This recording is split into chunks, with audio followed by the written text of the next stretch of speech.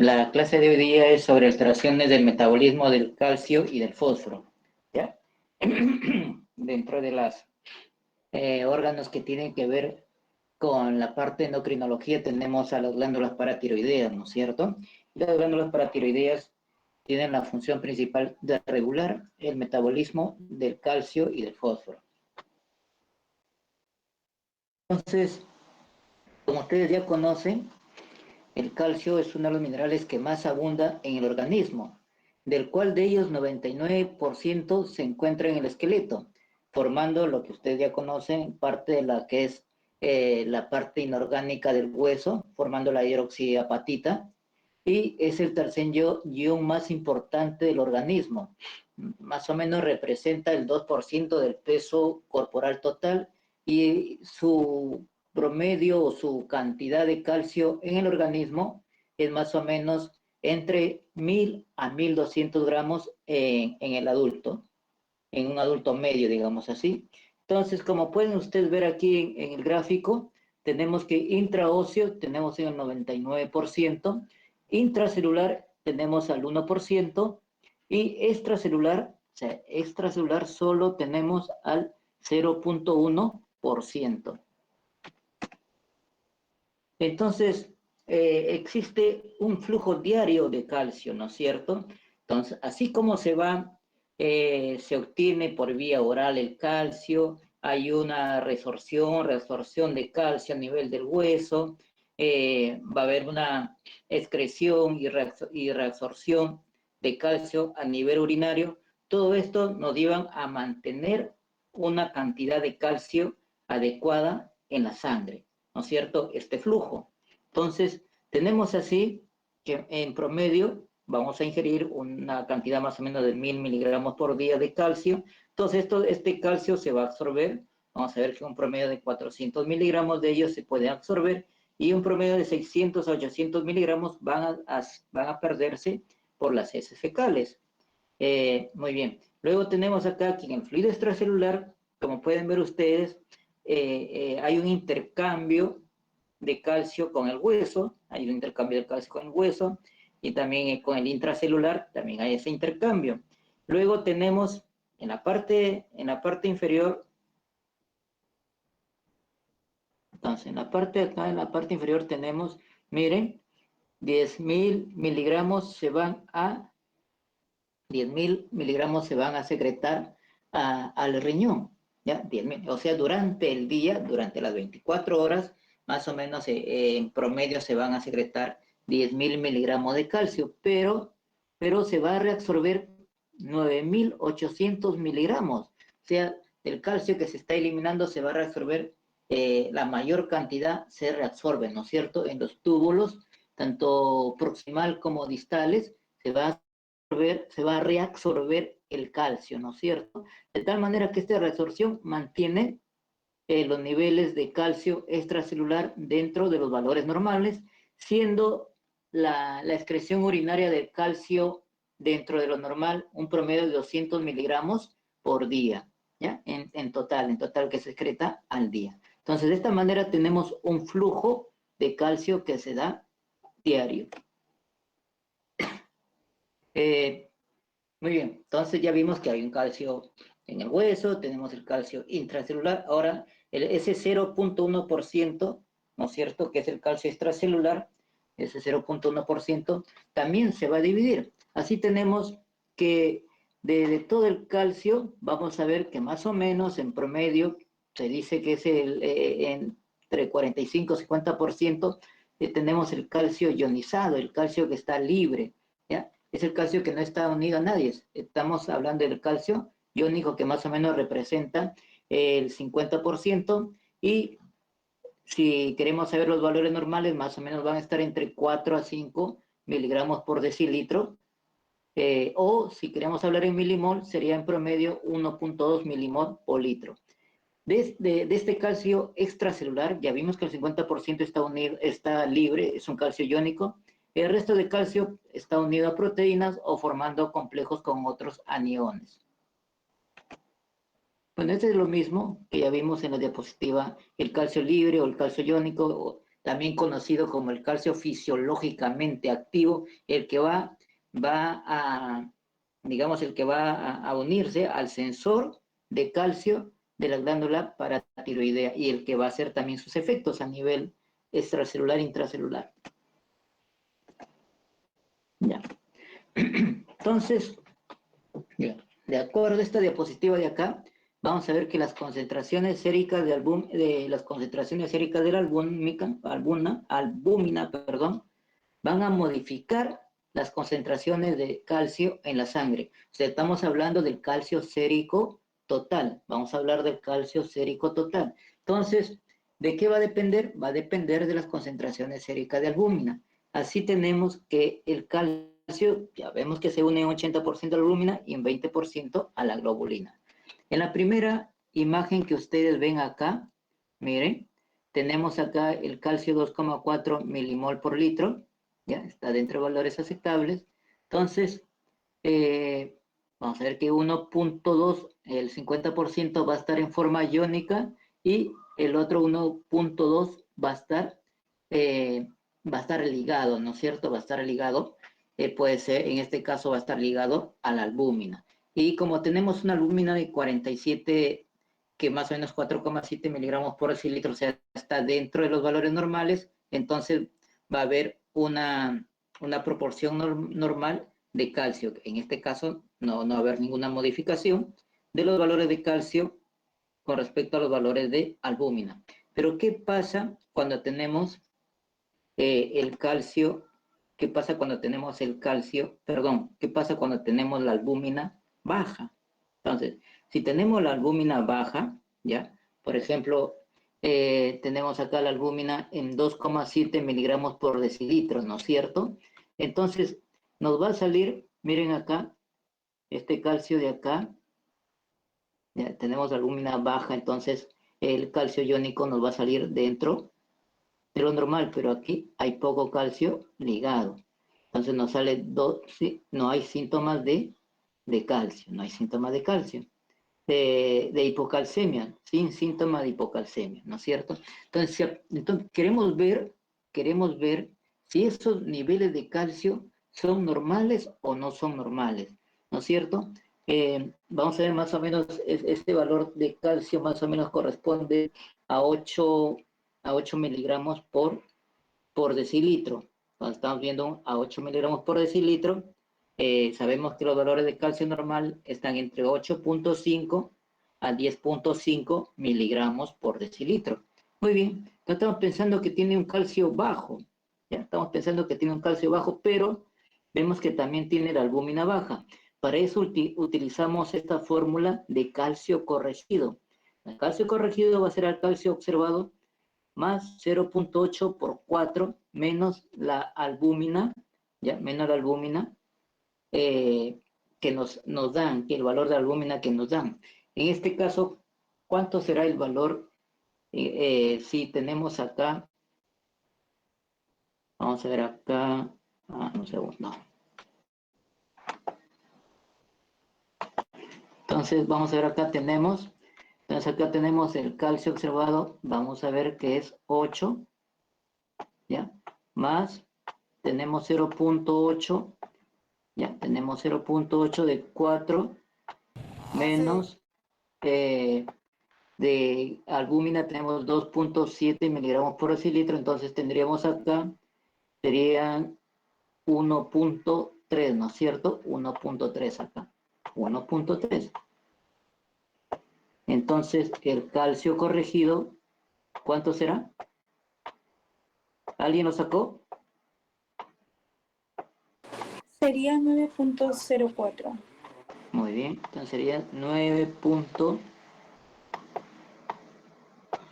Entonces, este calcio no está bajo, es un calcio que está dentro de valores aceptables.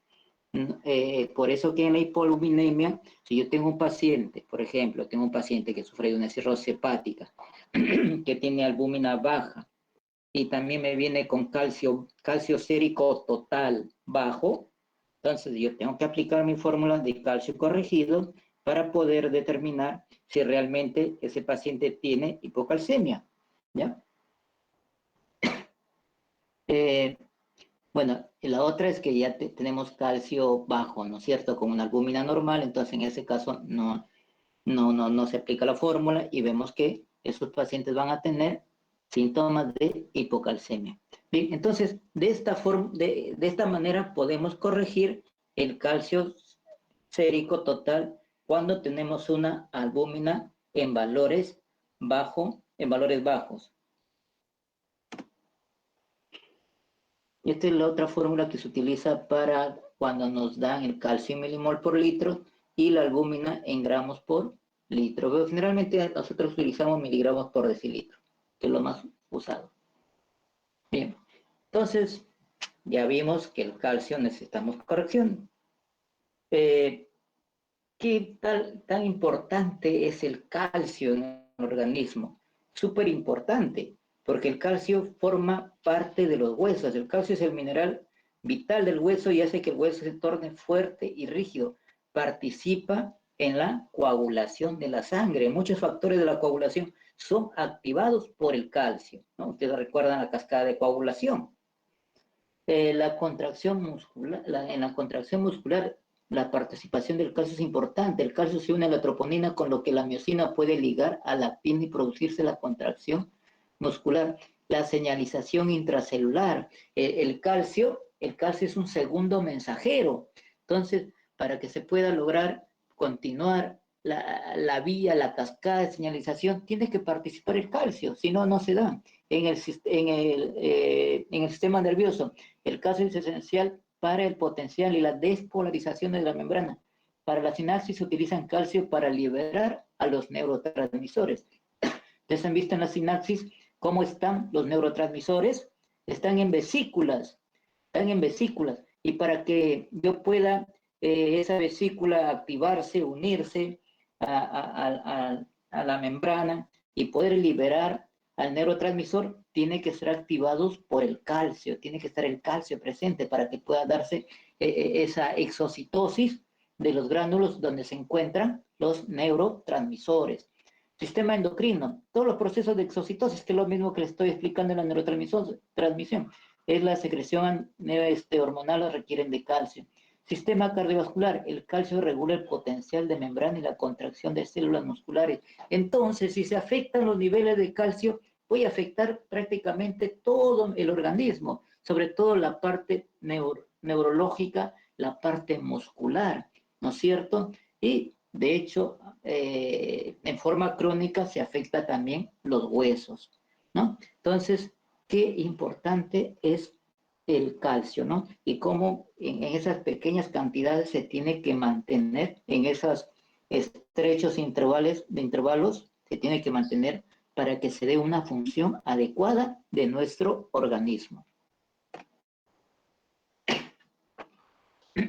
¿Quiénes regulan o qué hormonas regulan el calcio? Entonces, el calcio tenemos que regular por la paratormona, por la vitamina D, y por la calcitonina, como vamos a ver a continuación.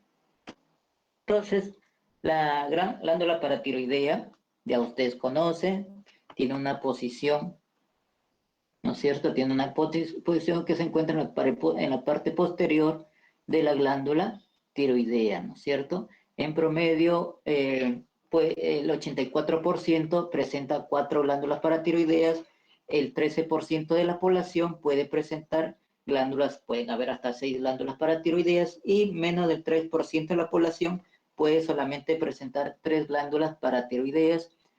Se originan entre la quinta y sexta semanas.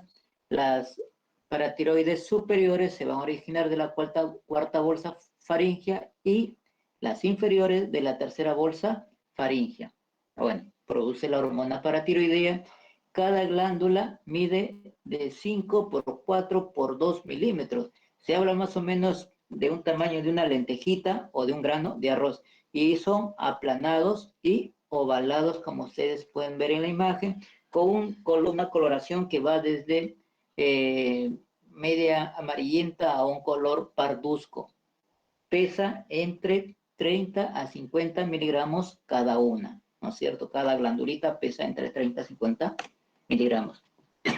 Está compuesta por dos tipos de células. Las células principales, tenemos las células principales que, tenemos aquí las células principales que tienen que ver con la producción de la paratormona, y las células oxifílicas que, ya, miren esta célula oxifílica que aparece en la pubertad, hay mayor número a mayor edad. Bueno, no se conoce bien su función de estas células. Bien, ahora vamos a ver la paratormona, ¿no? La paratormona, como ya hemos mencionado, es secretada por la glándula paratiroidea. Es un polipéptido de 84 aminoácidos, ¿ya? Es un polipéptido de 84 aminoácidos. Tenemos acá, ¿ya? 84 aminoácidos. No se une a ningún transportador. Vida media está entre 2 a 4 minutos y los niveles séricos de la paratormona en promedio es de 10 a 55 picogramos por mililitros. Entonces, es un polipéptido, y si es un polipéptido, vamos a ver que necesita, pues, de un gen para que regule su función, su formación. Vamos a ver, ¿no? Empieza con la preprohormona, después la traducción, luego en preprohormona, prohormona, la prohormona va al aparato de Golgi, se forman las vesículas, se escinde parte de la porción y queda solamente la paratormona con una parte libre, ¿ya? Y esto de acá son secretados en gránulos, ¿ya? Son secretados, están en gránulos, por lo cual son secretados. Tenemos la paratormona, hay una forma que se conoce como la forma completa, la 1-84, que quiere decir que tiene 84 aminoácidos. Hay formas cortas de paratormona que también se liberan a la sangre, o sea, no tienen los 84 aminoácidos, ¿ya? ¿Y esto por qué? A ver, quiero ver acá el toque más. ¿Y esto para qué? ¿Por qué es importante? Porque cuando nosotros dosamos la paratormona, pedimos lo que es la PTH intacta. PTH intacta. O sea, ¿qué significa? Que pedimos esta PTH de acá, ¿ya? Y eso depende de los tipos de, ¿cómo le puedo decir? De los exámenes laboratoriales según su generación, ¿no es cierto? Para esto, los de segunda generación son los que dosan PTH intacta. Previo a esa generación, los de primera generación, cuando dosaban la PTH, nos dosaban todo. La forma activa, que es esta de acá, la forma funcional y la forma no funcional. Y esta es la forma no funcional. Y al dosar la forma no funcional, no salía valores altos, ¿no? No salía a veces valores altos que no tenía sentido de que el paciente presente un hiperparatiroidismo, ¿ya? Entonces, por eso que ahora lo que se pide es PTH intacta, que es lo que se dosa actualmente, porque son la forma como se maneja la parte laboratorial, ¿no? Con los exámenes de segunda generación para dosaje de paratormona intacta. Regulación de la síntesis de PTH, sin lugar a dudas, la hipocalcemia va a ser de que aumenten los niveles de PTH, o sea, aumentan el RNA mensajero, ¿no es cierto? La disminución de la vitamina D3 también, la hiperfosfatemia también tiene que ver con la regulación de la síntesis de paratormona.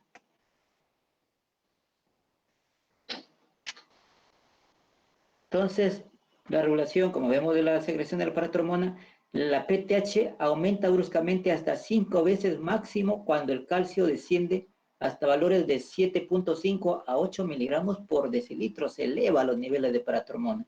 Entonces, ¿quién es las células de la paratormona?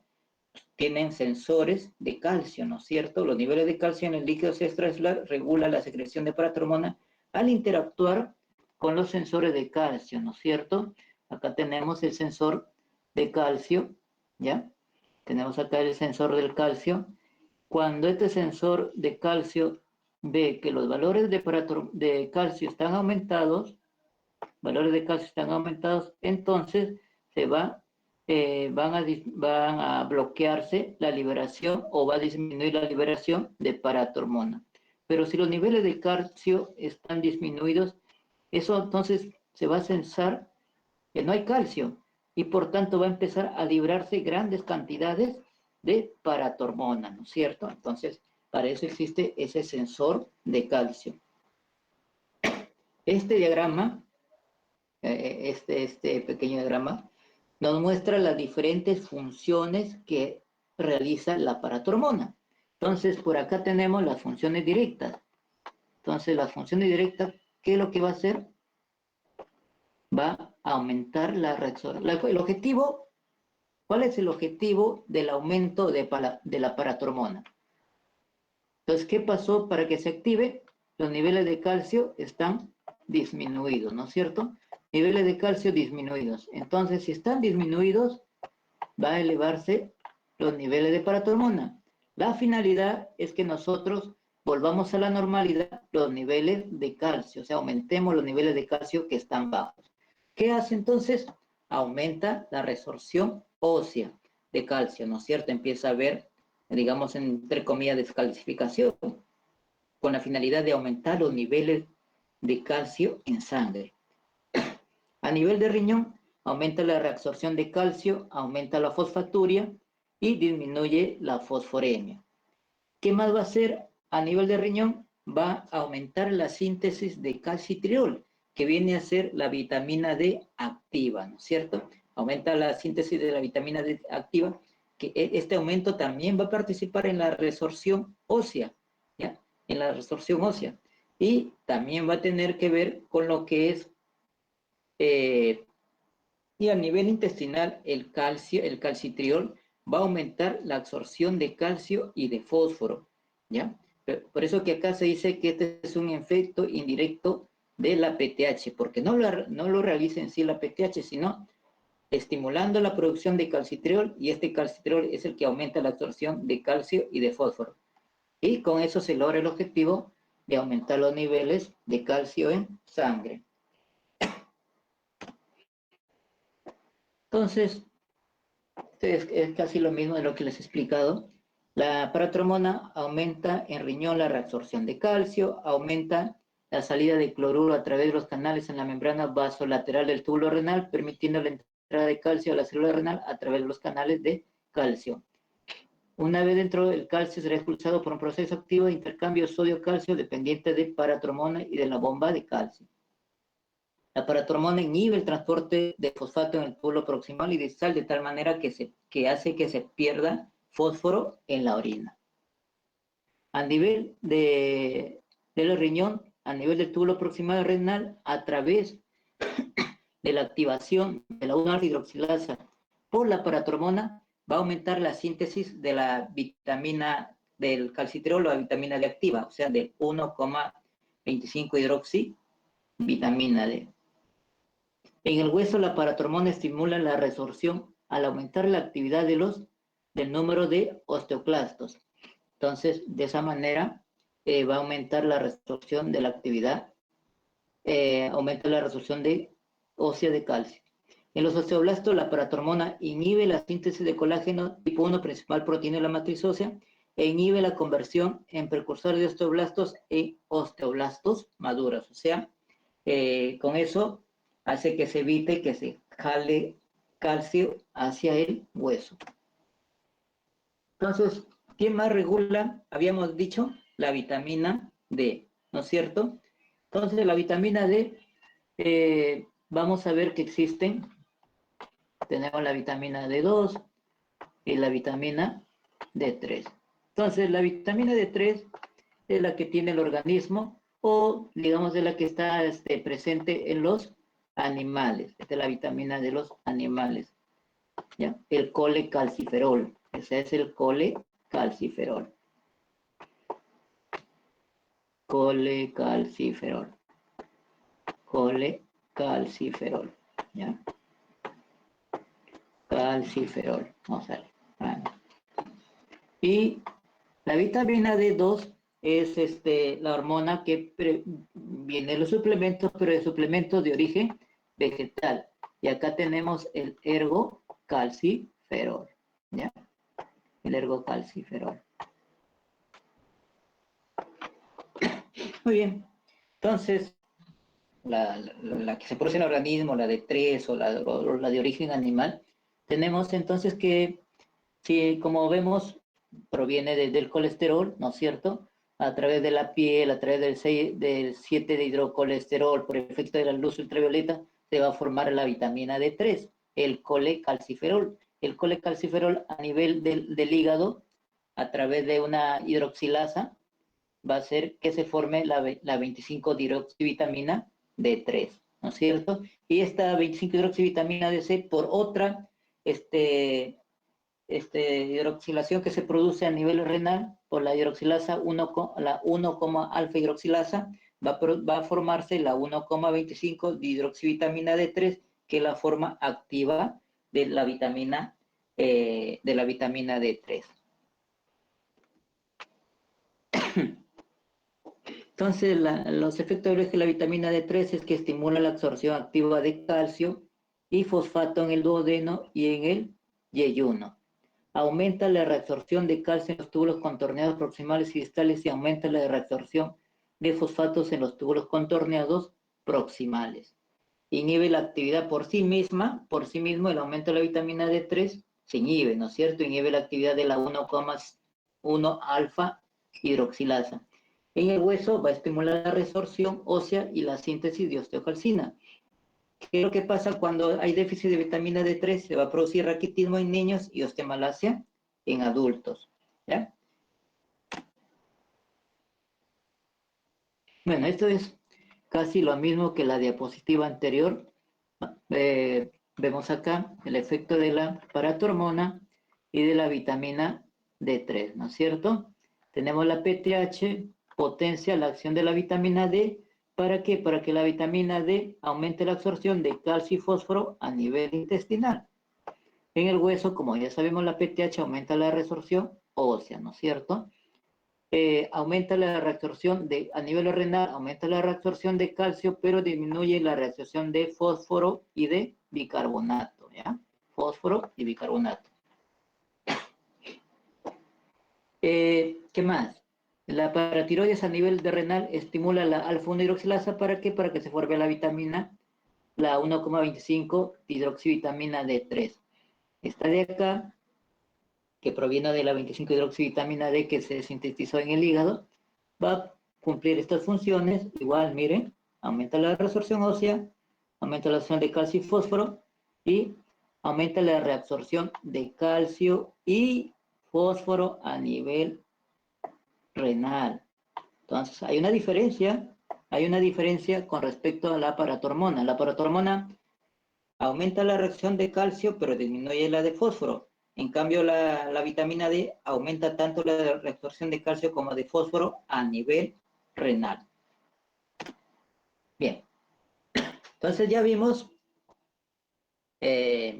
la función de la paratormona en la regulación del calcio, ya vimos la función de la vitamina D en la regulación del calcio y también tenemos la otra hormona que es la calcitonina que se produce en las glándulas tiroideas en las células parafoliculares, ¿no es cierto? Estos van a disminuir la reabsorción ósea y disminuyen los osteoclastos. Entonces, esto tiene la función de que cuando hay un exceso de calcio se libera, inhibiendo la liberación de calcio por el hueso, ¿no es cierto? Esa es la función de la calcitonina. Esta imagen es similar a lo que hemos estado hablando en las diapositivas anteriores. Ahora vamos a ver los trastornos de concentración del calcio. Entonces tenemos las hipercalcemias y tenemos las hipocalcemias. Hipercalcemia tenemos cuando es mayor a 10,5 miligramos por decilitro o en milimoles mayor a 2,6 milimol por litro. Severa, cuando es mayor a 14 miligramos por decilitro. Calcio, hipocalcemia, el calcio total menor a 8,5 y el calcio menor a 4,75 miligramos por decilitro. Ya. Entonces, esto es prácticamente un resumen, creo que me lo puse antes, no importa, ¿ya? De las alteraciones del metabolismo fosfocálcico, ¿no es cierto? Así para ir resumiendo un poquito de todas estas alteraciones. Bien, Vamos a ver, entonces tenemos acá los valores normales de calcio, ¿no es cierto? Bueno, los valores de calcio ya hemos dicho que más o menos oscilan entre 8.5 a 10.5 miligramos por decilitro. Y por acá tenemos más o menos los valores normales de la paratormona que oscila entre 10, 12 más o menos a 65, 55 picomol por litro, más o menos por acá. ¿Ya? Bien. ¿Qué pasa si yo tengo un paciente que tiene calcio bajo? Ya le descarté que sea una hipoalbuminemia. Tenemos un paciente con 7.9. Entonces, bien, esa es una hipocalcemia, ya. Esa hipocalcemia será por un hipoparatiroidismo o será por un hiperparatiroidismo. Miren, ¿ah? Secundario, un hiperparatiroidismo secundario, como vamos a ver después. Entonces, acá, por ejemplo, va a empezar a caer el calcio. ¿Por qué? Porque no se está produciendo la paratormona, ¿no es cierto? No se está produciendo la paratormona. Está bajo la paratormona. Estamos hablando ahí de un hipoparatiroidismo, ¿no es cierto?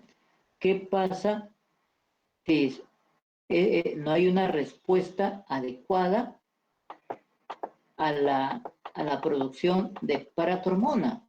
O sea, por más que produzco paratormona, me sigue el calcio bajo, me sigue siendo un calcio bajo, ¿no es cierto? Entonces eso es un hiperparatiroidismo secundario, ¿ya? Entonces está alto la paratormona, pero sigue siendo un calcio bajo. Y si yo tengo acá un calcio alto con una paratormona alta, entonces estamos hablando de un hiperparatiroidismo primario, ¿no es cierto? Estamos hablando de hiperparatiroidismo primario.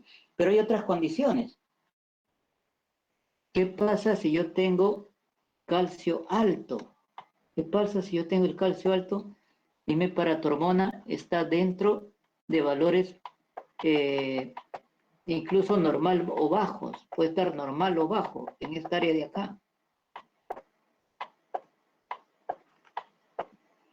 Significa que se está produciendo calcio, pero a expensas de la estimulación por la paratormona. O sea, no es que esté la paratormona haciendo que se libere calcio, sino por otros motivos. Entonces, estos motivos nos llevan a pensar en una enfermedad maligna, en una neoplasia, como vamos a ver a continuación. Entonces, este cuadrito es un cuadrito interesante donde se resumen las principales alteraciones de este metabolismo fosfocálcico.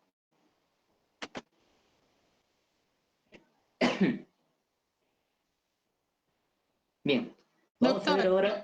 Dime. perdón, una consulta. Usted había mencionado entonces en el caso de la vitamina D, por ejemplo, que un paciente que tiene no deficiencia de vitamina D puede tener algunas enfermedades del hueso, ¿no? Pero no es Ya. justamente la vitamina D que va a favorecer la resorción ósea.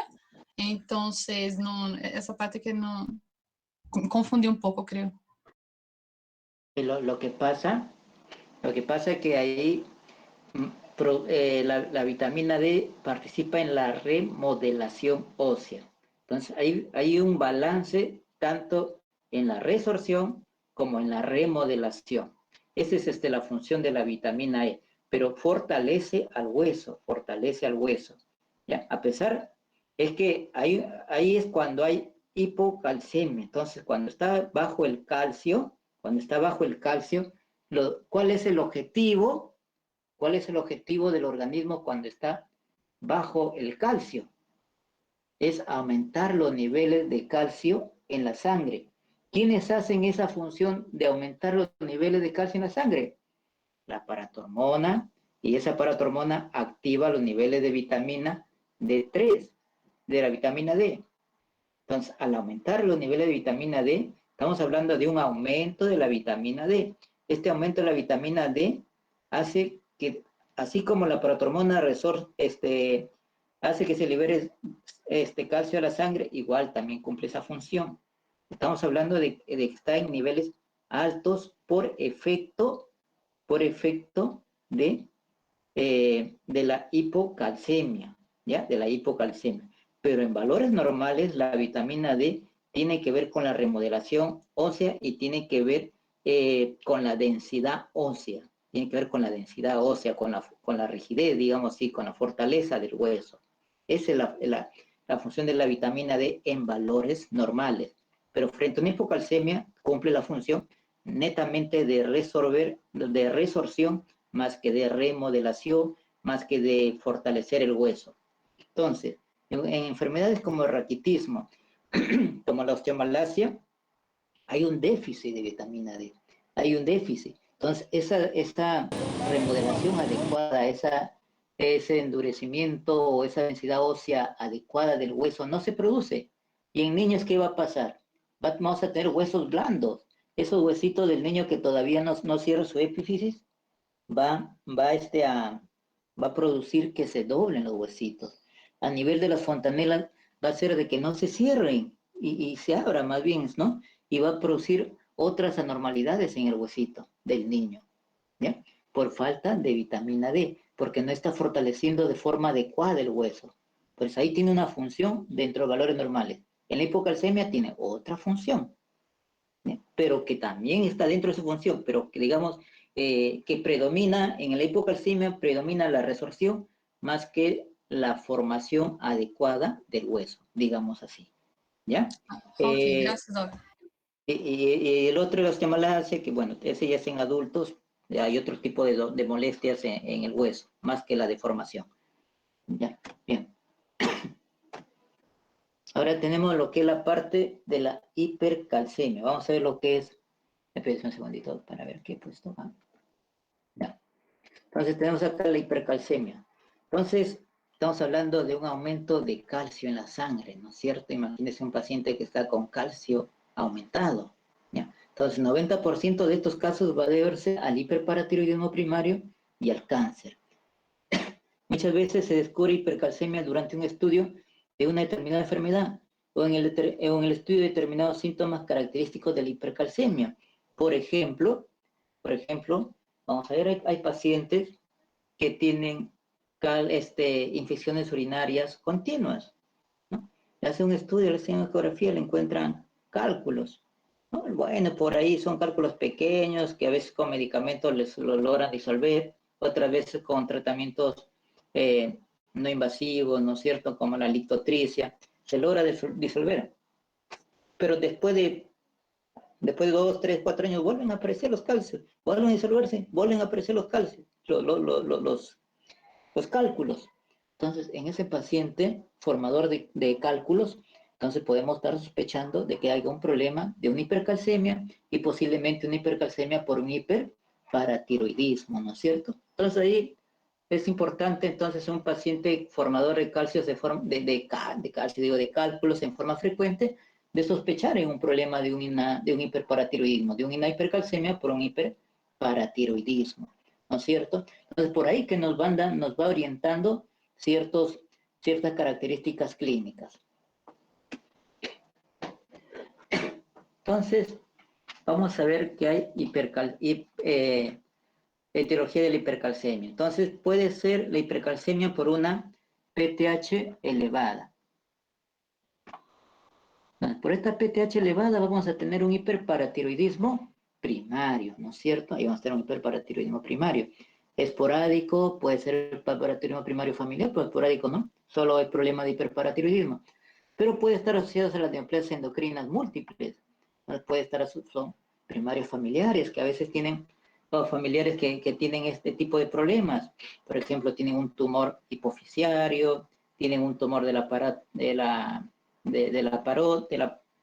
esta glándula paratiroidea, tienen un tumor a nivel suprarrenal, entonces ya estamos hablando de una neoplasia endocrina múltiple tipo 1, o puede haber un compromiso de un tumor a nivel de la medular de tiroides, ¿no es cierto? De un carcinoma medular de tiroides, estamos hablando de un hiperparatiroidismo, estamos hablando de un feocromocitoma, estamos hablando de una neoplasia endocrina múltiple tipo 2. Entonces, puede estar en forma esporádica sola o puede estar asociada a otras neoplasias endocrinas, ¿no es cierto? Entonces, eso nos hace pensar de que hay que tener cuidado en estos pacientes que tienen un hiperparatiroidismo primario, ¿ya? También tenemos la hipercalcemia hipocalciúrica familiar, entre otros. El otro es hipercalcemia con PTH disminuida. Entonces se llama hipercalcemia tumoral. Entonces, tenemos acá la hipercalcemia tumoral humoral. La PTH, hay una proteína que producen ciertos tumores que se llama paratormona, o proteína, se llama así, proteína relacionada a la paratormona. Proteína relacionada a la paratormona, que es producida por algunos cánceres, ¿ya? Entonces, por ejemplo, ¿qué cánceres? El carcinoma epidermoide, el de mama, el carcinoma renal, ¿ya? Entonces, estos tumores van a hacer que se produzca esta proteína similar a la paratormona, que hacen que el calcio se eleve, Pero ¿qué vamos a encontrar? Que la paratormona propia está inhibida por el exceso de calcio. Esa paratormona tiene sus sensores, piensa que el calcio está aumentado y simplemente se inhibe. Pero ¿quién está aumentado? Una proteína similar a la paratormona, ¿ya? ¿Qué más? Tenemos una hipercalcemia por osteolisis local. ¿Qué es lo que producen los tumores? ¿No es cierto? Empieza necrosa, todo lo que encuentran, en el caso del hueso les produce resorción, lo destruye. Entonces se libera ese calcio a la sangre. ¿Qué neoplasias son comunes de este tipo de aumento de calcio? Carcinoma de mama. El paciente está con 16, 18, 16 de calcio, 16 miligramos por decilitro de calcio en sangre, ¿no? 16, 18. Y vemos ahí no tiene su cáncer de mama. Entonces, ahí sospecha diagnóstica, una hipercalcemia por una osteolisis local, más que por un hiperparatiroidismo. Hay otras hipercalcemias que aumentan que se da por aumento de la vitamina D3. Miren ahí, ve. Hipercalcemia por aumento de la vitamina D3. O sea, hay una persistencia de la vitamina D3. Entonces, eso produce hipercalcemia. O sea, el exceso de vitamina D3 tampoco es bueno. Como se hace la propaganda, ¿no? Megadosis de vitamina D3, megadosis de vitamina C. Hay que tener cuidado. Linfomas también aumentan los niveles de calcio en sangre. ¿Qué otras causas? Enfermedades granulomatosas, sarcoidosis, TBC, también puede aumentar los niveles de calcio, el hipertiroidismo, feocromocitoma asociado a neoplasias endocrinas múltiples, otros tumores como vaipomas, ¿no es cierto? Son tumores que se producen por aumento del péptido vasointestinal. El síndrome de leche alcalinos también, la inmovilización, la insuficiencia renal, fármacos como el tiazida, litio, vitaminas D, todos estos aumentan los niveles de calcio. Tenemos la pseudo-hipercalcemia, como el calcio corregido por la albúmina, que queremos corregir el calcio por la albúmina y nos va a salir una hipercalcemia, ¿no? Por niveles, en este caso, por una mala corrección a través de la fórmula del calcio, ¿no? Pseudo-hipercalcemia por calcio iónico. Entonces, ¿cuáles son estas características clínicas de la hipercalcemia? Tenemos a nivel neurológico y psiquiátrico, ¿no? Letargia, somnolencia, el paciente está confundido, hay alteración del sueño, pesadillas, hay irritabilidad, psicosis, hay una debilidad muscular, miopatía proximal, hay hipotonía, reflejos osteoadenosos disminuidos, estupor y coma, ¿no? El paciente tiene este tipo de problemas a nivel de gastrointestinales. El paciente tiene un estreñimiento crónico. A veces vienen por estreñimiento crónico. Le haces un dosaje de calcio, anorexia, náuseas, vómitos, pancreatitis aguda, ¿no? La pancreatitis aguda, pero ese ya es parte de la pancreatitis aguda, el aumento de los niveles de calcio. ¿Qué otras características clínicas puede presentar hipercalcemia? Arritmias, bradicardias, hipertensión, poliuria, polidixia, miren, hipercalciuria, nefrocalcinosis, disminución de filtración glomerular, acidosis hiperclorémica. Puede haber una queratopatía en banda, como ustedes pueden ver acá, ¿no? Esta queratopatía en banda. Calcificaciones metastásicas, puede haber resorción subperióstica, miren, como si estuviera mordidito acá, está resorbiéndose esta falange, miren, ¿ya?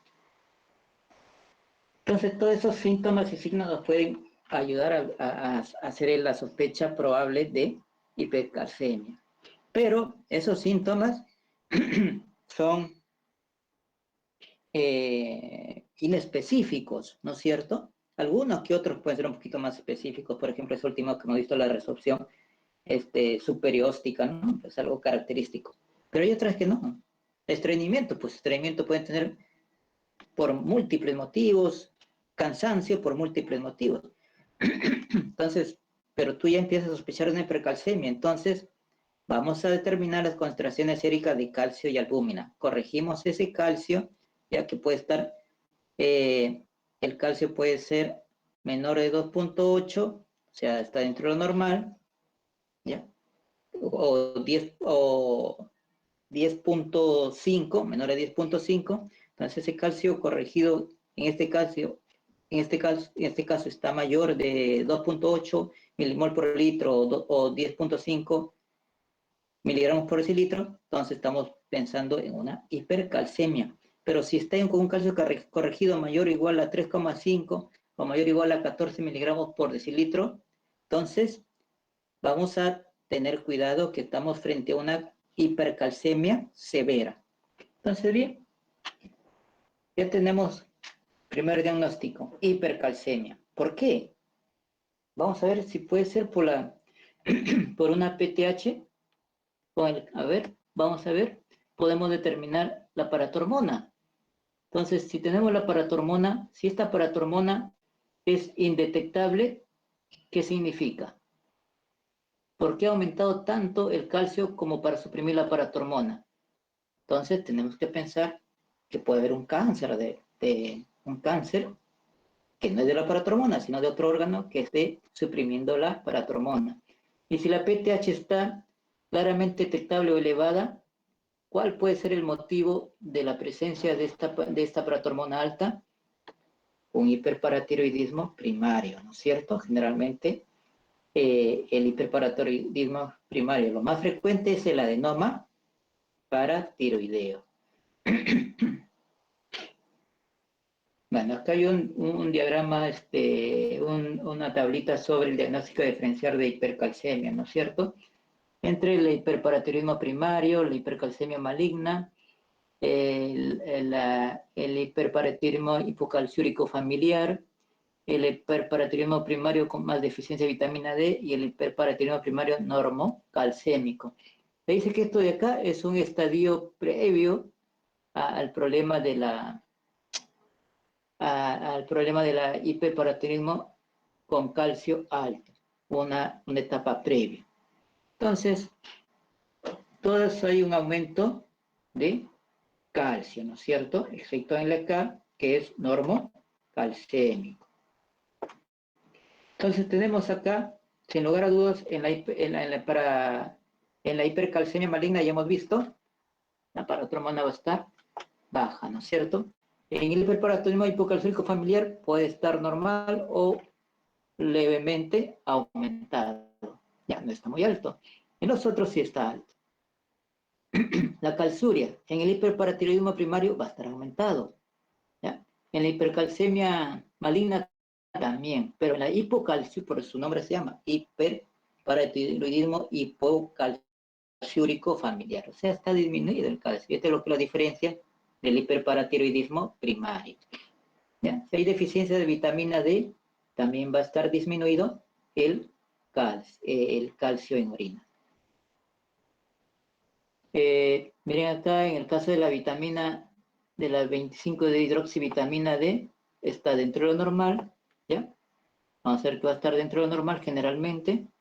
Acá sí hay una disminución porque hay una deficiencia de vitamina D. Bien, entonces ya vimos los problemas de hipercalcemia, ¿no es cierto? Ahora vamos a entrar a lo que es el hiperparatiroidismo. Entonces, el hiperparatiroidismo, como bien lo dice, es el exceso de paratormona. Generalmente el origen es el factor exógeno como anticuerpos estimulantes, secundarios a hipocalcemia. Entonces tenemos primario, ¿no es cierto? Y tenemos hiperparatiroidismo secundario. Este hiperparatiroidismo secundario es debido a las hipocalcemias. Entonces, debido a la insuficiencia renal, disminuyen los niveles de calcio. Debido a la insuficiencia renal, disminuye la producción de vitamina D y además hay un aumento de la pérdida renal de calcio. ¿Por qué? ¿Por qué hay aumento de la pérdida renal de calcio?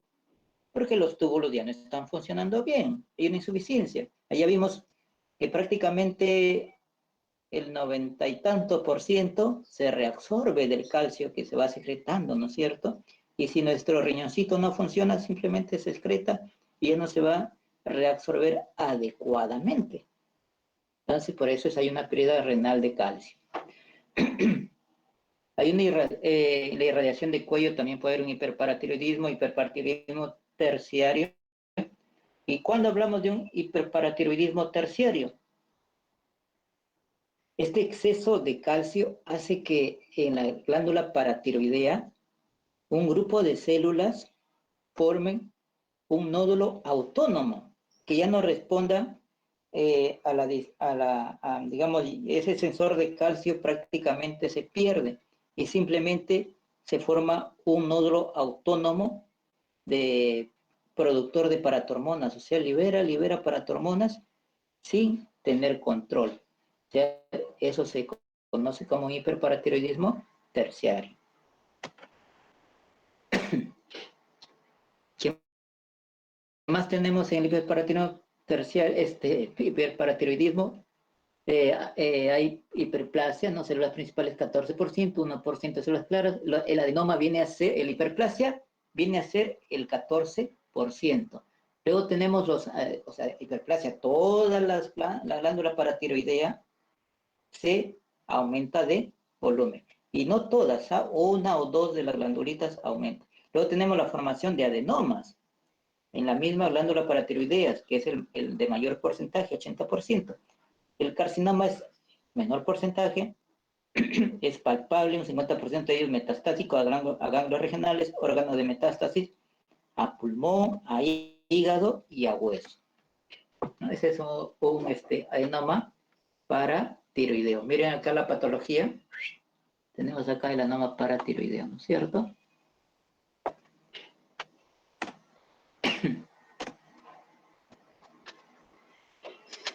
Entonces, es algo lógico, ¿no? Acá es simplemente para ver el esquema. Ya tenemos acá, aumenta los niveles de la hormona paratiroidea y ¿qué va a pasar? Al aumentar los niveles de paratormona, ¿qué va a pasar? Vamos a ver, a nivel del huesito, ¿qué va a pasar a nivel del huesito? Va a aumentar la resorción ósea, ¿no es cierto? Calcio y fósforo y matriz.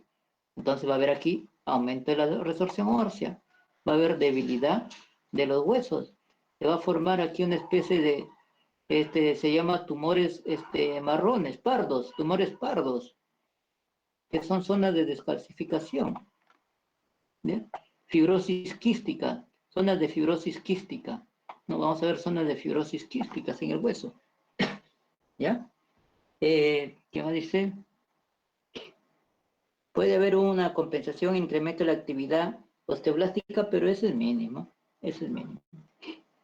A nivel de riñón va a haber aumento de la paratormona, entonces va a haber aumento de la resorción de calcio y disminución de la resorción de fósforo, ¿no es cierto? También promueve la conversión de 25 hidroxivitaminas a una vitamina activa, la 1,25 hidroxivitamina D, ¿ya? Hacemos todo eso. Entonces, ¿qué más vamos a ver aquí? Este exceso de calcio, miren, va a hacer que se forme a nivel del riñón, se van a formar cálculos, nefrocalcinosis, ¿no es cierto? Pero nefrocalcinosis, el calcio en orina va a estar elevado, ¿ya? ¿Qué le va a pasar a la vitamina D? Habíamos visto que se va a elevar, se va a elevar. empezar a elevarse porque la riñón va a producir más hidroxivitamina D, pero no hay cambios en la vitamina, en la hidroxivitamina D, en la D3, de hidroxivitamina D3, por la forma no activa de la vitamina D. ¿Ya? Ya tenemos todos esos problemas que puede suscitar. Este aumento de la vitamina D va a aumentar la absorción de calcio y fósforos a nivel intestinal, ¿no es cierto? A nivel intestinal. ¿Ya? Entonces, prácticamente es exacerbar todas las funciones, tanto de la vitamina D como de la paratiroides, ¿no es cierto?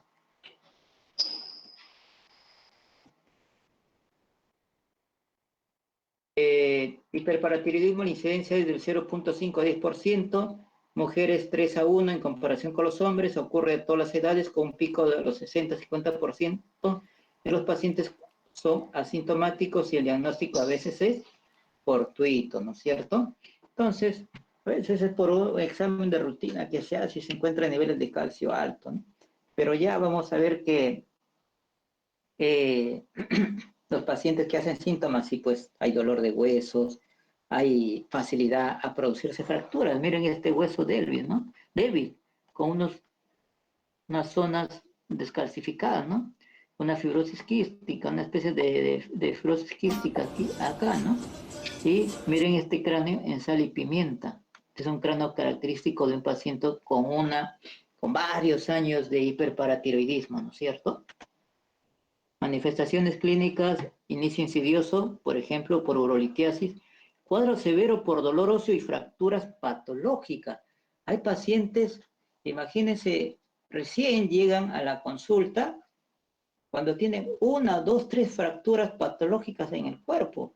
Hay fracturas que a veces ni se han percatado, son microfracturas que recién se logran evidenciar en las placas.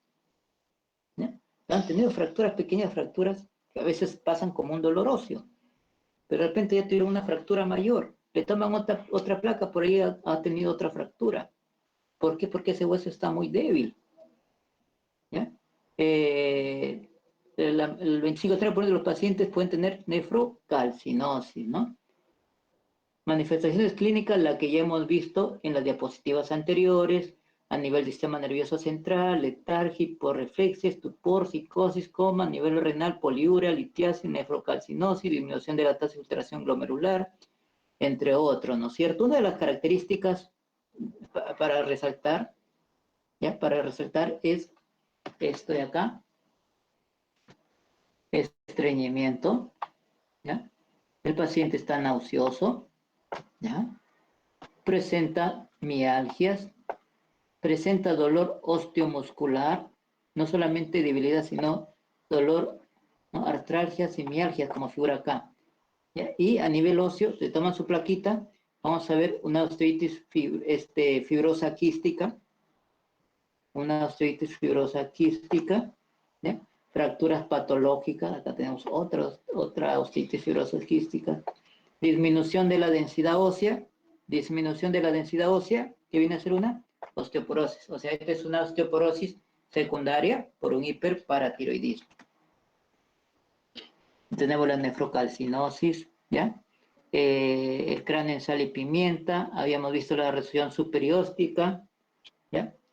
Tenemos la queratopatía límbica, tenemos la úlcera, la pancreatitis y otras manifestaciones clínicas de esta enfermedad. Entonces, ya habíamos visto, la hipercalcemia puede ser enmascarada por la hipolaminemia y la acidosis, hipofosfatemia solo presente en la mitad de casos, para tomar una diferencia, hipercalcemia de hiperparatiroidismo de otros tipos. ¿Ya?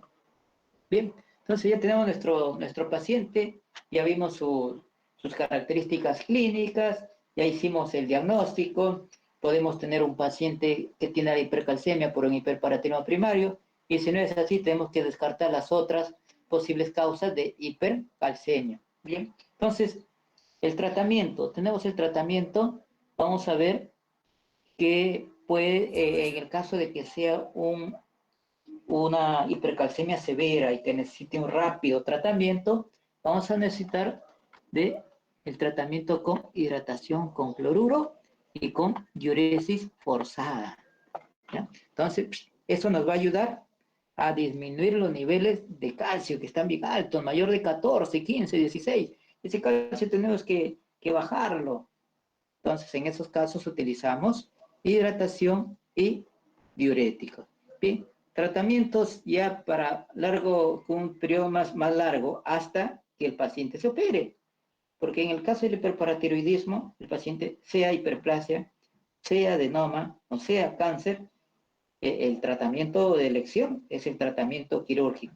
A veces demora este tratamiento, o a veces el paciente no desea someterse a un tratamiento quirúrgico, entonces puede estar con su tratamiento sintomático por un tiempo, ¿no es cierto? Dentro de ellos tenemos los bifosfonatos que se pueden utilizar, como el etidronato, el pamidronato vía endovenosa, ¿ya? Por ejemplo, acá el pamidronato, su inicio de acción hasta los 2 días, 10 a 14 días después de la alta dosis, un inicio intermedio, tiene una duración prolongada, pero tiene algunas desventajas, puede haber fiebre en un 20%. Hay también el uso de calcitonina en spray. Entonces puede utilizarse calcitonina en spray, aunque su efecto es limitado y hay que tener cuidado con la taquifilaxia. ¿Qué más se puede utilizar? Los glucocorticoides. ¿Pero en qué casos? ¿En qué casos? Terapias como agente antitumoral, ¿ya? Por eso solo activo en algunas neoplasias. Y si el calcio sigue alto, ¿quién nos va a disminuir ese calcio? El tratamiento con diálisis, ¿no es cierto? Diálisis, es un calcio muy alto y no logramos bajarlo. Entonces, diálisis, sobre todo los pacientes que tienen una enfermedad renal crónica, ¿no es cierto? Es un tratamiento ya reservado, ¿no? Para cosas más complejas.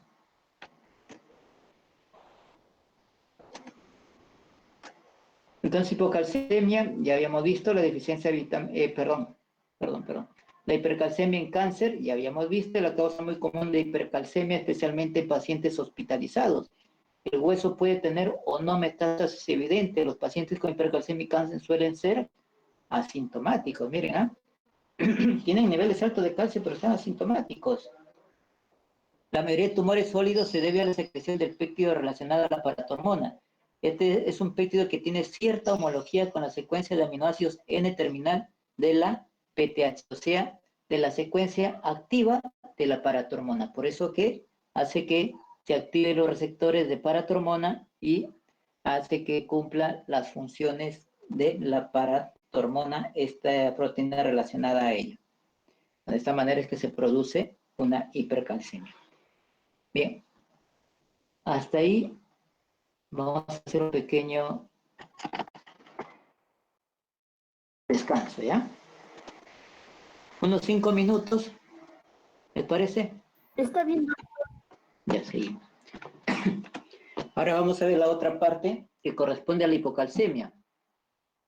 Entonces, la deficiencia de vitamina D dice la afectación de su metabolismo, insuficiencia renal, hipoparatiroidismo y la hipomagnesemia son responsables de la mayor parte de los casos de hipocalcemia. Una concentración plasmática baja de calcio se relaciona con concentración de albúmina, como ya habíamos visto al inicio de la presentación. Entonces, ¿qué características clínicas tiene la hipocalcemia? Entonces vamos a ver que hay esa falta de calcio le produce una mayor excitabilidad nerviosa y muscular. Hay una hipocalcemia, en el caso de hipocalcemia leve, puede ser asintomática. En casos graves puede poner incluso en peligro la vida del paciente, ¿ya? Entonces, vamos a ver, igual que la anterior, puede haber hipocalcemia con PTH, puede haber hipocalcemia con PTH disminuida, ¿no es cierto? O puede haber hipocalcemia con PTH elevada. En el caso de la PTH disminuida, por ejemplo, el hipoparatiroidismo postquirúrgico, ¿no es cierto? Le operan de la tiroides y también salen las paratiroides. O en el caso del hiperparatiroidismo primario, en la que se extrajeron las glándulas paratiroideas, termina entonces produciéndose un hipoparatiroidismo postquirúrgico. En las autoinmunes hay síndromes glandulares que tienen que ver con el hipoparatiroidismo. En enfermedades infiltrativas, radiación en cuello y mediastino, otras alteraciones como el síndrome de Georgen, alteraciones en la producción, en la secreción, puede haber mutación del sensor de calcio. ¿Y en qué casos puede haber una PTH elevada? Cuando hay una déficit de vitamina D, un pseudo hipoparatiroidismo, como vamos a explicar más adelante, hiperfosfatemia, por ejemplo, en la lisis tumoral, en la radiomielisis, entonces comienza a liberarse gran cantidad de fósforo, y esto hace que los niveles de calcio bajen. En la metástasis osteoblástica, en la pancreatitis aguda también puede ser esto, en la sepsis o enfermedad grave. Otras causas de hipocalcemia tienen que ver con el magnesio, transfusión de sangre deshidratada, fármacos como bifosfonatos, sinacalcé, fosfatésio, cisplatino. El síndrome de hueso hambriento es un síndrome que se da en las unidades de cuidados intensivos. Ese hueso está ávido de jalar calcio y fósforo hacia el hueso, disminuyendo los niveles de calcio en sangre. Una hipocalcemia facticia, como en el caso de la hipoalbuminemia. Entonces, dentro de las manifestaciones tenemos en el caso de la hipocalcemia aguda y tenemos hipocalcemia crónica. En el caso de la hipocalcemia aguda, la irritabilidad neuromuscular nos puede llevar a una tetania. O sea, hay un movimiento constante, ¿no es cierto? Puede haber parestesias, calambres, mialgias, espasmos, una tetania, donde está todo, por ejemplo, puede haber trismus, ¿no es cierto? Está todo como si estuviera riéndose el paciente, pero está contracturado su cara, ¿ya? Espasmos carpopedal, creo que acá hay una imagen de eso. Ahí tenemos un espasmo carpopedal, miren, la característica de cómo es este espasmo, está contraído toda esa mano. Puede haber signos de Trousseau-Chousteau, como vamos a ver de aquí, laringoespasmos, broncoespasmos, convulsiones. Dentro de las convulsiones puede haber crisis focales, pequeño mal, gran mal, alteraciones cardíacas, puede haber un QT largo, puede haber arritmias ventriculares, papiledema, alteraciones psiquiátricas como psicosis, depresión. Todo esto puede suceder, ¿ya?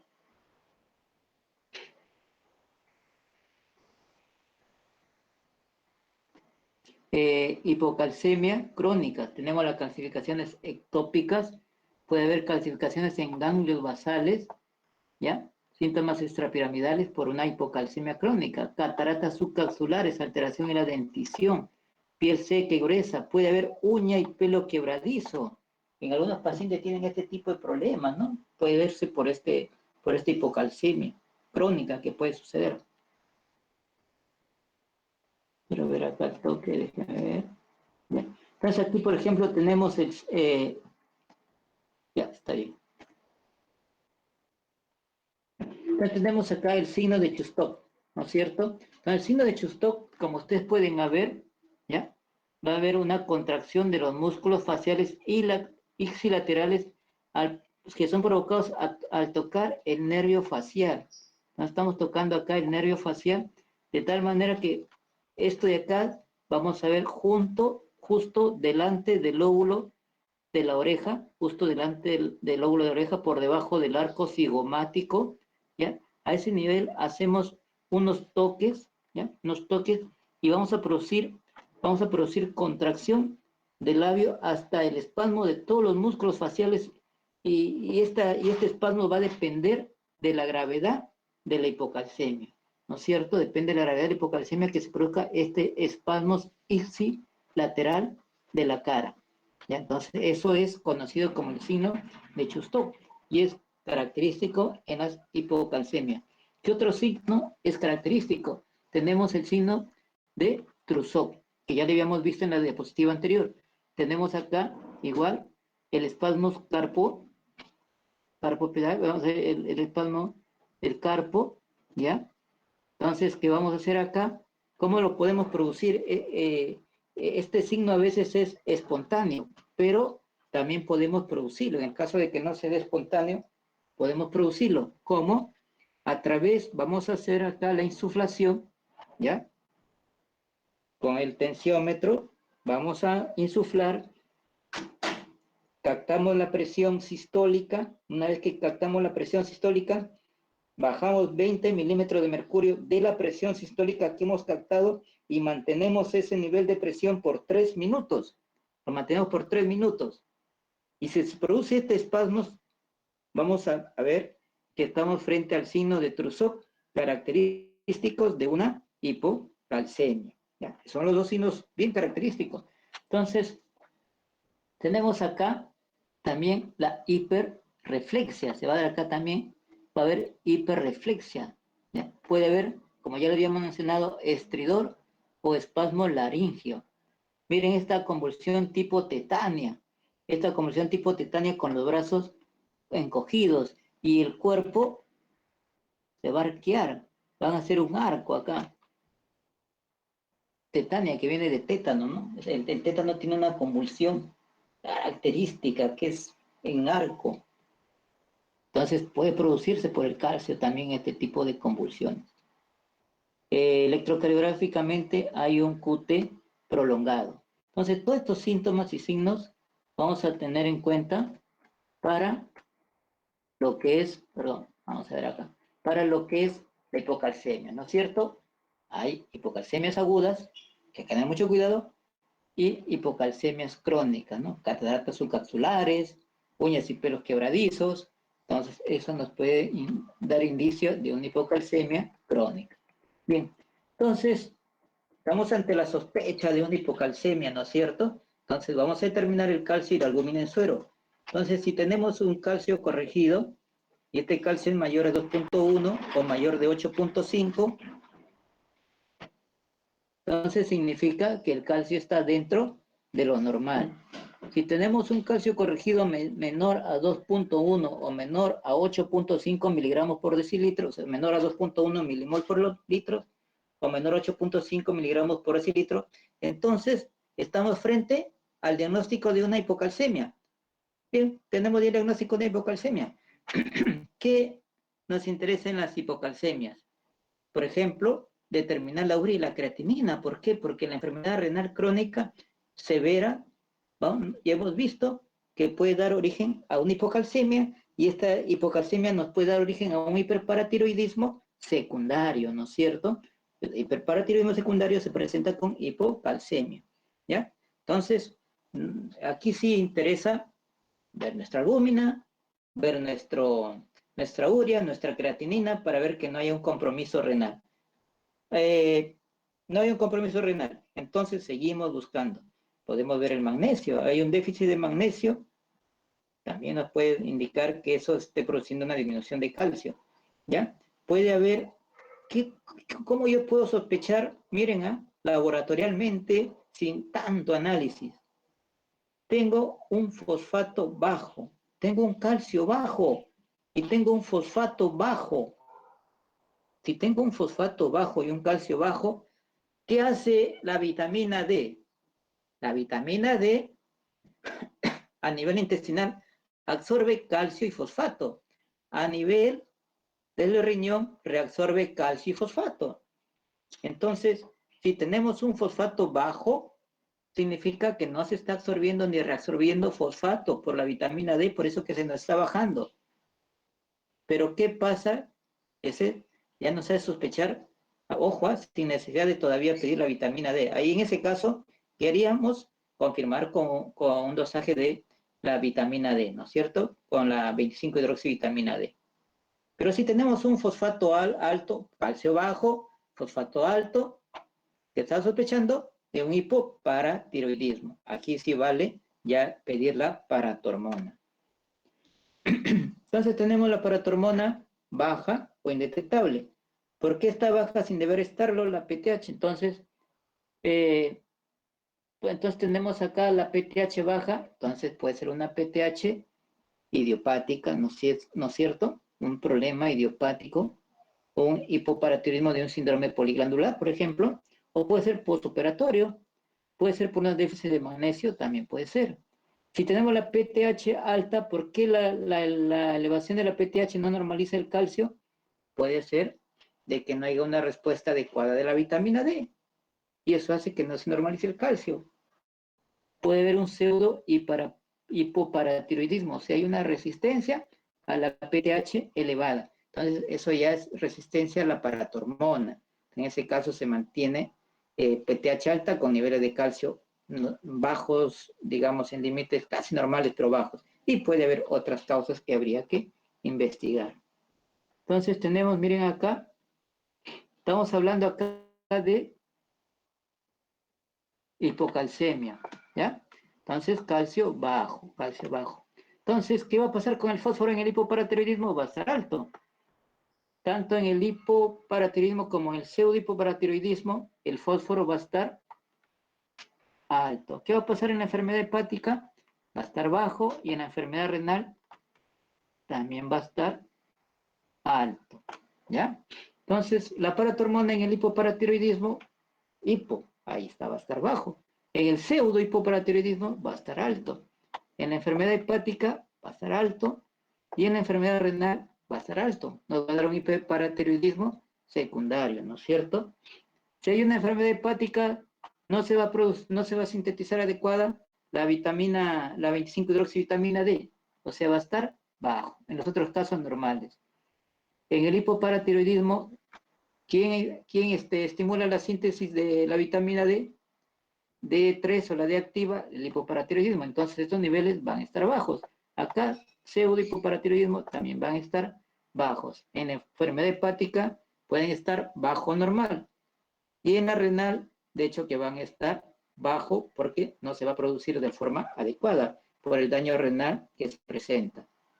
Bueno, dentro de los problemas de la hipocalcemia, vamos a ver el hipoparatiroidismo, se define como una secreción acción disminuida de la PTH, causas, vemos que el hipoparatiroidismo postquirúrgico es una de las causas frecuentes, del 0.2 al 3.3% de incidencia, dependiendo de la experiencia del cirujano. Puede haber también incluso hipoparatiroidismo transitorio post-ablación con yodo 131. También puede haber eso ahí. O el hipoparatiroidismo idiopático por una atrofia de paratiroides con sustitución adiposa. ¿Por qué? Por una etiología autoinmune. Anticuerpos contra la paratiroides, y esto puede ser parte de la insuficiencia poliglandular. Hipomagnesemia, también puede haber hiponagsemia, induce la resistencia a la paratormona y disminuye la secreción de PTH. ¿En qué casos? Alcoholismo crónico, malabsorción, depuración renal aumentada por aminoglicósidos, nutrición parenteral, medicamentos que se utilizan, por ejemplo, en el cáncer, como el cisplatino. Puede haber un defecto aislado de la absorción de magnesio. ¿Qué más tenemos? Hipoparatiroidismo por una infiltración metastásica de paratiroides, infrecuente, pero puede existir, por la quimio del cáncer, como el uso de la doxorubicina o citosina rabinósido, también disminuyen la secreción de paratormonas. Hemocromatosis que invaden, en este caso la paratiroides, también disminuye la producción de paratormona. Otras enfermedades como la talasemia, las agenesias, secreción de hormona no activa y el pseudo hipoparatiroidismo, que ya habíamos explicado, ¿no? El pseudo hipoparatiroidismo, vamos a ver que hay resistencia a nivel de los receptores de paratormona. O sea, hay un defecto en los receptores de paratormona, ¿no es cierto? Se produce paratormona en niveles altos, incluso con la finalidad de estimular, y muchas veces no se consigue elevar el calcio a niveles normales, pero sí mantiene el calcio casi dentro de valores bajos a bajos normales. Entonces, bueno, la fisiopatología, ya también hemos visto prácticamente lo contrario a lo anterior que ya hemos visto. Tenemos una deficiencia, de la paratormona. ¿Qué va a pasar? Entonces va a disminuir la resorción ósea, ¿no es cierto? Esto va a disminuir, entonces va, en este caso la densidad ósea puede estar normal o puede estar ligeramente incrementada, ¿ya? Si tenemos hipoparatiroidismo, ¿qué va a pasar con los niveles de la hormona de vitamina D? Como ya habíamos visto, va a disminuir, ¿ya? Va a disminuir. Entonces, ¿qué va a pasar si es que no se va a dar una reabsorción adecuada de calcio? Entonces, va a haber una disminución de la reabsorción de calcio, pero va a haber un aumento de la reabsorción de fósforo, ¿no es cierto? ¿Por qué? Porque ya habíamos visto que el aparato hormonal reabsorbe calcio y elimina fósforo, ¿no es cierto? Aumenta la fosfaturia. Formación de calcio va a ser muy bajo, pues, ¿no? Va a ser muy bajo la formación de cálculos. Entonces, tratamiento, tenemos que corregir la hipocalcemia, ¿ya? A través de la reposición puede ser vía oral o puede ser endovenosa el calcio, ¿ya? Se utiliza el gluconato de calcio en infusión, puede ser sin infusión o puede ser cada 8 horas en ampollas, y si es asintomático la reposición es vía oral, calcio por vía oral, y se complementa con derivados de la vitamina D, con suplemento de vitamina D. El objetivo de calcio es mantener valores entre 7.5, 8.5 e incluso valores mejores a 8.5, 9.5, no hay ningún problema, ¿cierto? Entonces, ¿cómo utilizo el calcio vía endovenosa? Puedo utilizar 10 a 20 mililitros de gluconato de calcio al 10% a una velocidad menor a 2 mililitros por minuto, ¿ya? Y luego ya se puede dar luego calcio elemental de 15 a 20 miligramos por kilo en 1 litro de destroza, y esto se va pasando ya en 8 a 12 horas. Esa es la dosis de mantenimiento. La primera es la dosis, digamos, el bolo que se utiliza inicialmente cuando hay unas hipocalcemias severas. El otro punto que también nos piden es el metabolismo de fósforo, ¿no es cierto? Y hemos visto el fósforo, en este caso, el 85% está formando el esqueleto del calcio y el resto se distribuye más o menos igual entre el interior y el exterior de las células. ¿Qué importancia tiene el fósforo, no es cierto? Aparte de formar el esqueleto, vamos a ver que tiene que ver con el almacenamiento energético. Es una de las funciones principales, la función energética en la formación del ATP, ¿no? Y también forma parte de los ácidos nucleicos, fosfolípidos, fosfoproteínas. Funciones participa en la regulación de enzimas, en los mecanismos de señalización celular, en las reacciones metabólicas. Ya habíamos visto como el ATP, por eso que es otro de los elementos o de los minerales importantes en el organismo. Ingesta diaria de fosfato es muy variable, la mayoría de alimentos son ricos en fosfato y la absorción intestinal es en general del 75%. El fosfato y el calcio suelen tener una relación inversa de forma que el producto iónico se mantiene constante. ¿Y esto con qué finalidad? Favorece la solubilidad de los fosfatos de calcio. Aproximadamente 20% del fosfato inorgánico está unido a proteínas. La diferenciación entre el fosfato unido a proteínas y libre carece de importancia fisiológica a diferencia del calcio, ¿no es cierto? Su rango más o menos oscila entre 2 a 4.5 miligramos por decilitro. Entonces, hay un flujo, así como hay un flujo del calcio, también hay un flujo de fósforo, ¿no? Lo que se ingiere en la dieta, el intercambio con el extracelular, con los tejidos blandos y lo que se elimina y lo que se reabsorbe, ¿no es cierto? Entonces, ¿en qué casos se va a dar la hiperfosfatemia? La causa más común de hiperfosfatemia va a ser la insuficiencia renal, la administración excesiva de fosfatos intravenosos, por ejemplo, en una alimentación parenteral. Por eso que la nutrición parenteral tiene su fórmula para evitar el exceso, ¿no es cierto? El exceso en este caso, de minerales. Un aumento del catabolismo óseo, por ejemplo, durante el tratamiento de una enfermedad maligna, especialmente si es hemática, también puede aumentar los niveles de fosfato. ¿Qué va a pasar cuando tenemos aumentados los niveles de fosfato?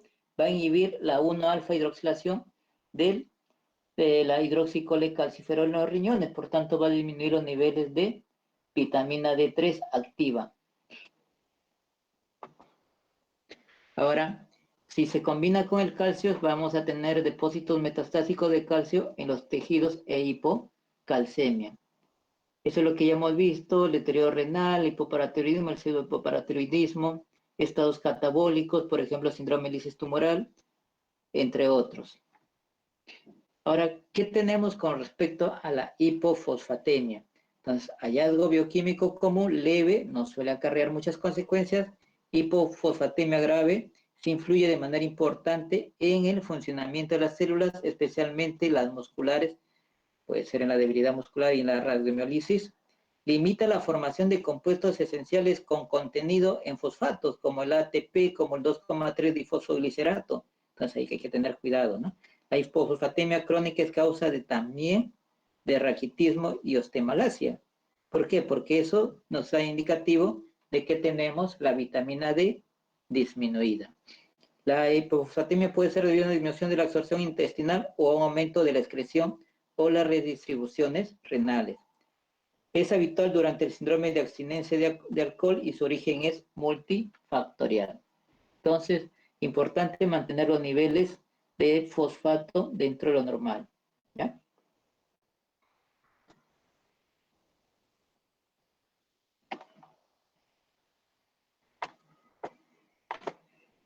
Bueno, hasta aquí la exposición de hoy día. ¿Algunas preguntas?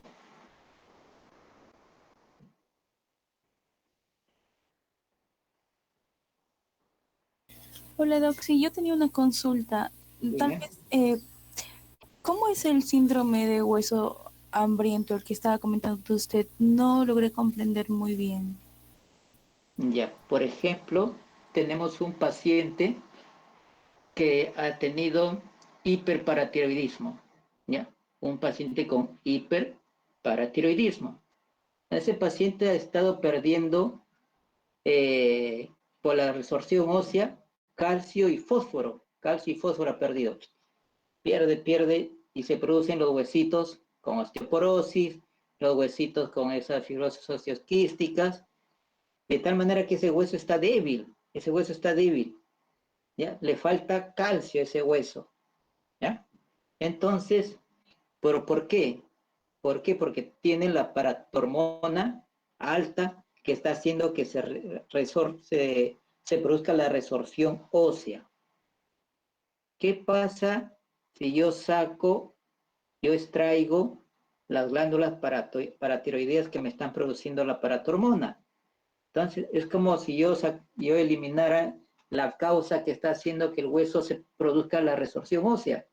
Entonces, extraigo eso, el hueso rápidamente ya no tiene ese freno o esa causa que está haciendo que le elimine el calcio. Entonces, hace todo lo contrario. Empieza a jalar hueso, trata de recuperar su calcio que ha perdido, de recuperar su fósforo que ha perdido, para empezar a mejorar su densidad ósea. Entonces, eso nos puede bajar el calcio de lo que estaba alto por el hiperparatiroidismo, producir hipocalcemias severas, de tal manera que baja los niveles de calcio.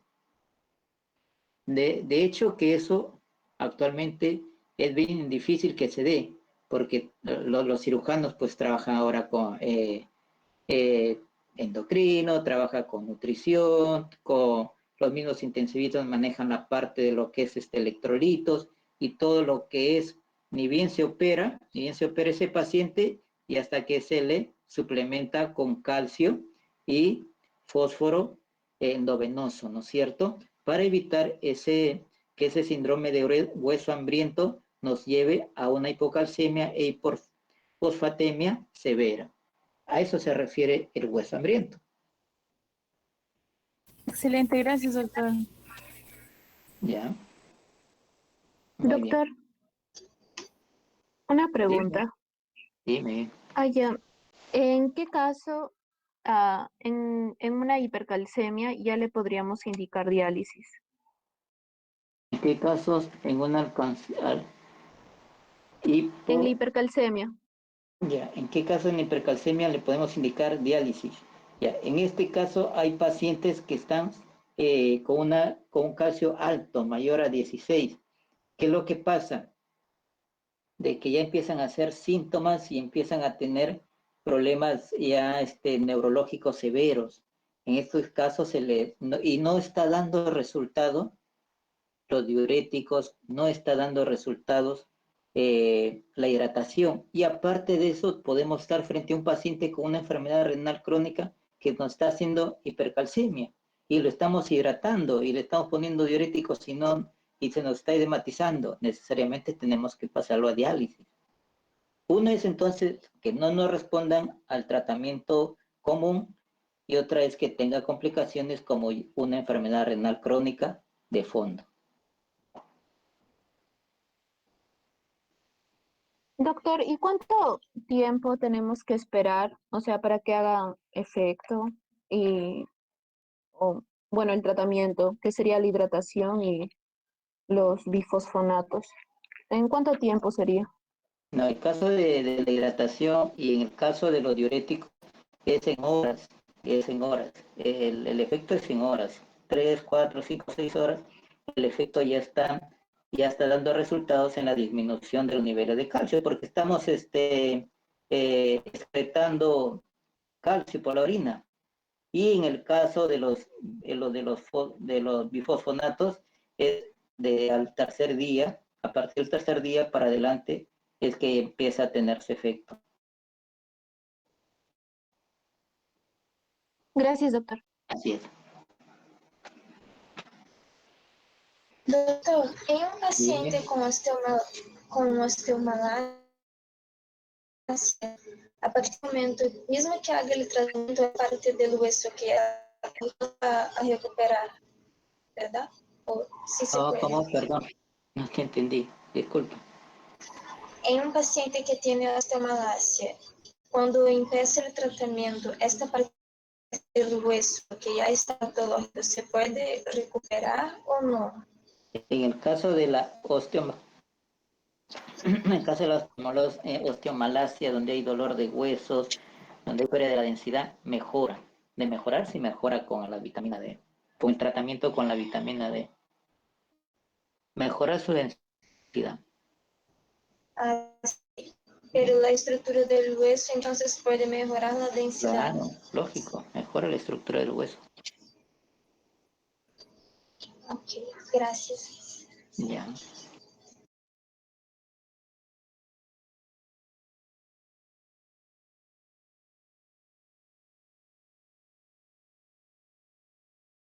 ¿Alguna otra pregunta?